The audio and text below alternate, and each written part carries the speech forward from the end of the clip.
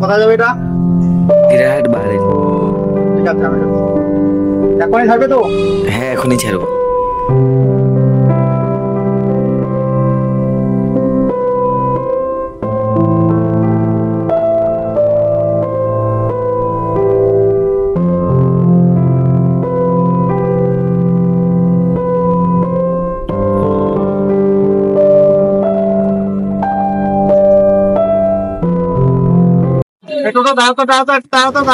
কি হলো ভাই?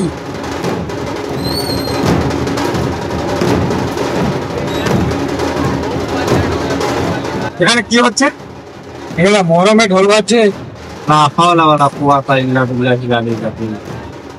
আপনাদের এদিকে এখনো এগুলা হয়? আচ্ছা, কত বছর হয়তো? আহমেদাবাদ না? এটা আহমেদাবাদ। আচ্ছা, ঠিক আছে চলুন।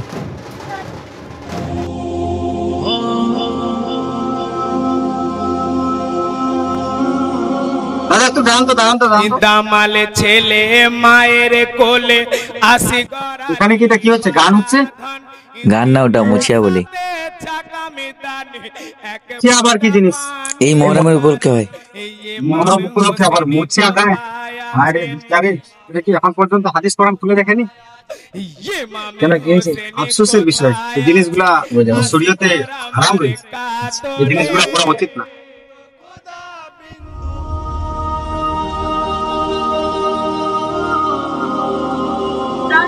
আরে ভাই, একটু দাঁড়াও তো।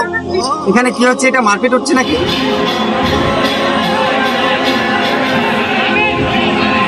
না না, ওটা হাইদস খেলাচ্ছে মহরমের। এখানে হাইদস খেলাচ্ছে মানে মহরমের জন্য হাইদস খেলাতে হয়? হায় হায় রে দুনিয়া, এখনো এরকম আছে? আগের যুগে এখনো পড়ে আছে এরা। আচ্ছা ঠিক আছে দাদা, চলো।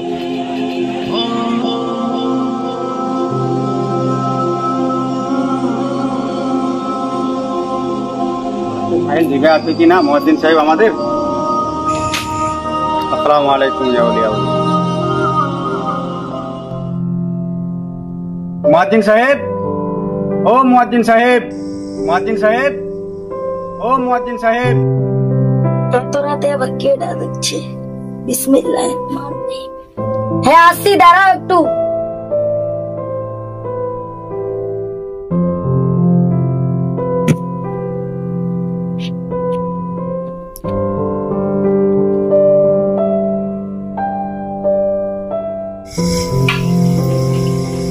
হুজুর সাহেব, আসসালামু আলাইকুম। হঠাৎ এত রাতে? আমাকে বললো, আমি নিতে যেতাম।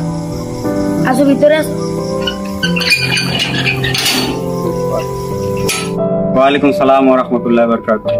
এই বৃষ্টির জন্য আর ওই যে গাড়ির সমস্যার জন্য অনেক রাত হয়ে গেল, তাই বাড়িতে ডিস্টার্ব না দেওয়ার জন্য আমি বলছি যে মুয়াজ্জিন সাহেবের সঙ্গে এখানে রাতটা থেকে যাই, কাল সকালে বাড়িতে যাব, তাই চলে আসলাম।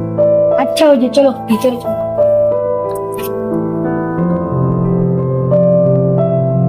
হুজুর, আপনি যে এত রাতে আসলেন, আসতে কোনো অসুবিধা হয়নি তো? না, আসতে অসুবিধা হয়নি, কিন্তু কি? আসার সময় আমি দেখলাম কিছু জিনিস, দেখে আমি হতভম্ব হয়ে গেলাম। হুজুর, যে তুমি দেখে একদম হতভম্ব হয়ে গেলে? এই যে ঢোল বাজাচ্ছে, তাজিয়া ঘোরাচ্ছে, গান বাজনা করছে, এগুলা কি আমাদের হাদিসে আছে? এখন পর্যন্ত আমাদের এখানে এরকম চলে। এই জিনিসটা কি আমাদের ঠিক? শরীয়ত সম্প্রদায় কি এটা ঠিক? এটা কি করা যায়? দেখেন হুজুর, এগুলো আমরা বলে শেষ, প্রতি বছরে বলি, কিন্তু মানুষ আমাদের কথা মানেই না। এখন আমরা ঘুমাবো, কাল সকালে আমরা হুজুরের কাছে যাব, হুজুর কি বলছে এটা নিয়ে আমরা একটা পরামর্শ করি, তারপরে কি হচ্ছে দেখেন।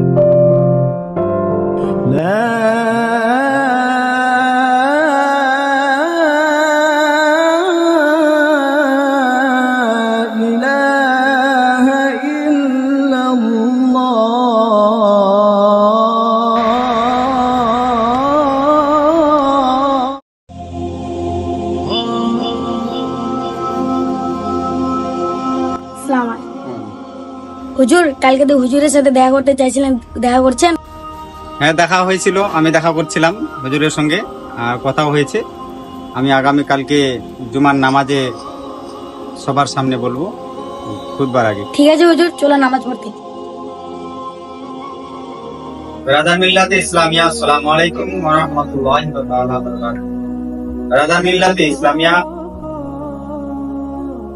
আজকে জুমাতে আমি শুধু 2-4 কথা বলার জন্য উঠেছি মুহররম সম্পর্কে। এই মুহররম সম্পর্কে আলোচনা এটাই, যেই মতো রাজা মিল্লাতে ইসলামিয়া আমরা সুন্নিয়াতের মধ্যে জন্মগ্রহণ করেছি, আশরাফুল মাখলুকাতের মধ্যে জন্মগ্রহণ করেছি, কিন্তু কিভাবে আমাদেরকে মুহররম পালন করতে হবে এখন পর্যন্ত মুমিন মুসলমান হয়েছে কিন্তু বুঝতে পারবো। যেই মতো আমি কালকে মাদ্রাসা থেকে আসলাম, আসার পথে হেমতাবাদে যখন নামলাম, নামে টোটোতে উঠলাম। টোটোতে উঠার সময় হেমতাবাদে যখন উঠলাম, দেখছি যে ওই জায়গার মধ্যে মুহররমের ঢোল চালু হয়ে গেছে। মুহররমের চাঁদ উঠেছে মানে কি মুমিনদের ঢোল তৈরি হয়ে গেছে। ওখানে দেখলাম ঢোল।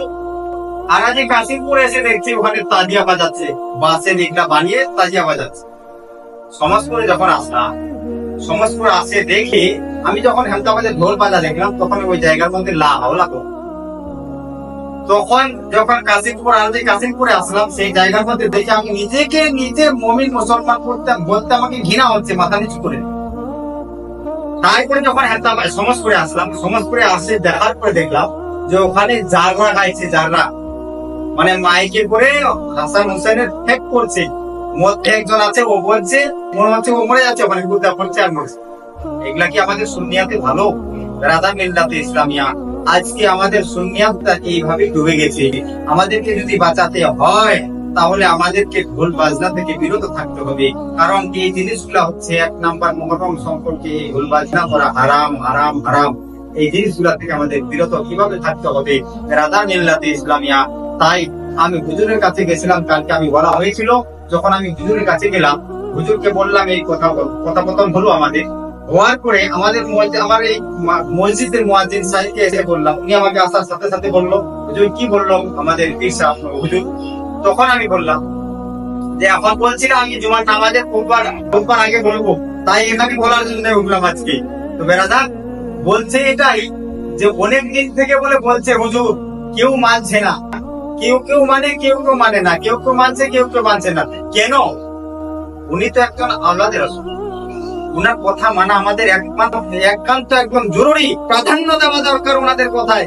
কারণ ওনারা যদি একটু নারাজ হয়ে যায় তাহলে আমাদের বেরাদার মিল্লাতে ইসলামিয়া আমাদের একদম নিকটে যেতে হবে। তাই আমাদেরকে হুজুরের কথা মান্য করা 1 নম্বর কর্তব্য, আমাদেরকে পালন করতেই হবে। হুজুরের কাছে যখন গেলাম কালকে, যাওয়ার পরে যখন হুজুরকে এই কথাগুলা বললাম, হুজুর মাথা নিচু করে দিয়েছে। বেরাদার, আমাদেরকে এই নিচু থেকে আমার হুজুরের মাথা কি করে উঁচু করতে হয়, আমাদেরকে উঁচু করতে হবে, এগুলাকে আমাদেরকে মান্য দিতে হবে, এগুলাকে আমাদের প্রাধান্য দিতে হবে। আমাদের এই এলাকাটায় আমি জানি, আমি বাইরে দেখে আসছি, আমি বাইরে মানুষদেরকে বুঝিয়ে আমি ওখানে ঢোল বাজনা বন্ধ করলাম। নিজের গ্রামে আসার পরে আজকে দেখলাম আমি এই অবস্থা আমাদের গ্রামে। তাহলে বেরাদার, এই গ্রামে যদি আমাদের এই অবস্থা হয়ে থাকে তাহলে আমাকে বাইরে মানুষ কি মান সম্মান দিবে না? আমাদেরকে আগে নিজের গ্রামটা ঠিক করতে হবে, নিজের বাড়িকে ঠিক করতে হবে। তাই আপনাদের কাছে রিকোয়েস্ট, আপনারা ঢোল বাজনা মসিয়া দাওয়াতি মুহররম চাঁদের মধ্যে এই জিনিসগুলা করবেন না। মুমিন মুসলমান হয়ে শুধু মুহররম চাঁদে না, আপনাদের ঢোল বাজনা করাটা একদম হারাম। আপনারা এই জিনিসগুলাতে যাবেন না, কারণ রাজা মিল্লাতে ইসলামিয়া আমাদের সব থেকে অতি উত্তম হলো মুহররম মাসে যখন প্রথম চাঁদ উঠলো, আমাদেরকে সর্বপ্রথম যদি চাই নফল আমাদের রোজা রাখতে হবে 10টা। রোজা রাখার পরে যদি 10টা না পারি 5টা করবো, 8টা করবো, লাস্ট 2টা করবো। আজকে শুক্রবার, কালকে আর পরশু আমাদেরকে রোজা রাখতে হবে, আজকে সেই খেতে হবে। আমাদের এই জিনিসগুলো মানতে হবে। পারবো না তো রোজা রাখতে, ফাতিহা করবো, ফাতিহা করতে পারবো না, নফল নামাজ আদা করবো হযরত হাসান হুসেনের জন্য। আজকে যদি এই নফল ইবাদতের জন্য হযরত হাসান হুসেন খুশি হয়ে যায় তো নবী মুস্তাফা খুশি হয়ে যাবে। নবী মুস্তাফা যদি খুশি হয়ে যায় আল্লাহ খুশি হয়ে যাবে, আমাদের বেলা পার হয়ে যাবে। তাই আমাদের এই এলাকার নওদা, আটই, রামপুর এলাকাবাসীদের কাছে আমার রিকোয়েস্ট, আপনারা দয়া করে এই ঢোল বাজনা যা যাবতীয় থেকে বিরত থাকবো। শুধু নওদা, আটই, রামপুর না, পুরো পৃথিবীতেই সব মানুষ যারা আমার এই ভিডিও দেখবেন, যারা এই ভিডিও দেখার পরে বারাকাত মিল্লাতে ইসলামিয়া এইটা শিক্ষা অর্জন করবেন, আপনারা দয়া করে এই ভুল বাজনা থেকে বিরত থাকবেন। কারণ শোক পালন আমাদেরকে করতে হবে, শোক পালন এটা করতে হবে মনের মধ্যে আফসোস নিয়ে। কারণ একটা মানুষ 3 দিনের বেশি শোক পালন করতে পারে না, ওটা হারাম। তাই আমাদেরকে মনের মধ্যে একটা বিশ্বাস রেখে দুঃখ একটা প্রকাশ্য করতে হবে হযরত হাসান হোসেনের জন্য। তাই আপনাদের কাছে আমার রিকোয়েস্ট, এই জিনিসগুলা থেকে যেন আমরা সবাই বিরত থাকতে পারি, এই জিনিসগুলা যেন আমাদের আল্লাহ তাবারক ওয়া তাআলা আমাদেরকে হেফাজত করে, আমাদের সকলকে যেন ভালো করে এই দুনিয়াতে চলার তৌফিক দান করে। আসসালামু আলাইকুম ওয়া রাহমাতুল্লাহি ওয়া বারাকাতুহু। এই ভিডিও করার আমার কোনো এরকম ইচ্ছা নেই, আর ইচ্ছা ছিল না। এই ভিডিওটা আমি এই জন্য করলাম, দুনিয়ার সকল মুমিন মুসলমানদেরকে এই ভিডিওটা বোঝার জন্য আমি করলাম, এই জানার জন্য করলাম। আমি আজকে জুমার দিনে নওদাব্বিরহাট মসজিদে এই আলোচনাটা করলাম, আর এই আলোচনাটা এই জন্য করলাম যেন সকল দুনিয়ার সকল মুমিন মুসলমান এই ভিডিওটা যেন পুরো পৃথিবীতে ছড়িয়ে যায়, ছড়িয়ে যাওয়ার পরে যেন সকল মুমিন মুসলমান সতর্ক হয়ে যায়, ভুল বাজনা থেকে যেন বিরত থাকে, যেন ওরা এই জিনিসগুলা থেকে একদম আলাদা হয়ে যায়। তার জন্য আমি এই ভিডিওটা করলাম। এই ভিডিওটা যেন চারদিকে ছড়িয়ে যায়, তার জন্য আপনারা দয়া করে লাইক করবেন, কমেন্ট করবেন, শেয়ার করবেন। এই ভিডিওটার জন্য আমি এই ভিডিওটা এরকম খারাপ কিছু মনে করবেন না, কারণ এই ভিডিওটা করার উদ্দেশ্য হচ্ছে এটাই, যেন সকল দুনিয়ার মুমিন মুসলমানদেরকে বোঝার জন্য এই ভিডিওটা করলাম। দয়া করে আপনারা কেউ খারাপ মনে করবেন না। আসসালামু আলাইকুম ওয়া রাহমাতুল্লাহি ওয়া বারাকাতুহু।